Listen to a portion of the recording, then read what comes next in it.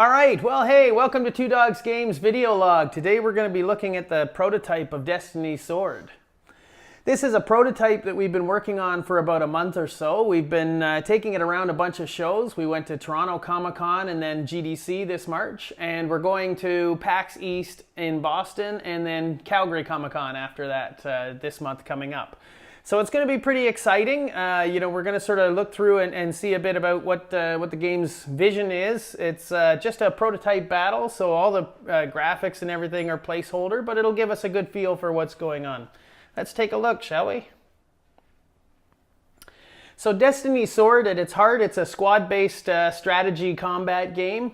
You got this squad of 4 soldiers that's going to be going into combat. And as you see the battle progress, you'll be able to see what's happening and determine a course of action to how to steer the course of that battle. So you'll be able to play cards like a recover on a character who's hurt. If you can see a character is going to get hit with a big attack, you can drop a force field down on them. You might be, as the game progresses, you'll get access to more exciting cards like these area effect attacks like Orbital Strike that you can drop in the middle of the enemies. That's always a good fun one to sort of fire off there. But what really makes Destiny's Sword different is it's not so much about leveling the stats and abilities of your characters as it is about managing the mental health and psychology of your team. So all the decisions you make in the story mode, all the experiences your characters have in the combat, those are going to affect their personalities and their mental health. And you're going to see that reflected in their portraits up here. You're going to be able to tell if something's wrong with your character, if they don't respond quite the way you expect them to, that sort of thing. And back in the lobby, you'll be able to engage with that character and find out exactly what's bothering them and figure out how to treat that. You might have a character who's upset because they're exhausted, everything's got them down, they're really ground down. They need to rest and recover to get back to their normal baseline. But then another character might be upset because they've lost too many battles in a row. And if you rest them, it's actually going to make it worse. They're going to feel like you don't trust them, like you're benching them. So they're actually going to get even more frustrated. And what they need to do is get into a couple of easy battles, get a couple of victories under their belt, and feel good about themselves again, get their confidence back. So really understanding the motivation of your characters is going to be key to understanding how to deal with the different results that you have from the different experiences that they go through.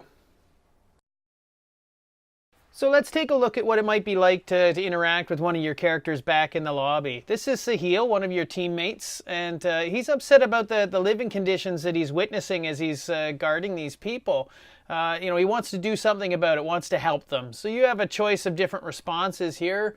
Let's take the positive response. You're right, let's take some rations with us, let's take them on patrol and hand them out. And look at that, we made Sahil happy. We gained his respect, we gained a bit of happiness for him, and he's feeling better because he's able to do something about it.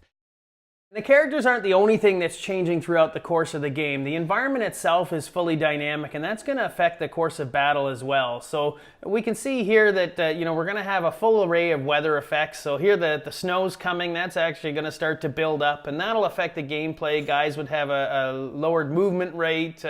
They might have a harder time dodging in the snow, that kind of thing. But we're going to have a whole array of different weathers. So there will be fog, rain, sun, snow, sleet, all that kind of stuff. But one of the exciting ones that I really like the idea of is the electrical storms. So these big electrical storms are going to be going off, and if you throw your force field on at that particular time, it might knock it out. The big bolt of lightning might knock the force field out, but it might even attract a mega bolt that's going to come down and wipe out your whole party. So that'll be a really interesting risk-reward decision, and that works both ways. You can use it to your advantage too. If you're using the arc cannon, which is our big EMP electrical shotgun, if you use that, there's a good chance that when you fire that into the middle of the enemy, that'll attract a mega bolt that'll wipe them out, that kind of stuff. So you can use the environment to your effect, but it also will dictate how you play. So the whole game is going to be about adapting to the different your strategy to the different conditions. Once you get into battle and you see how the characters are, how the environment is,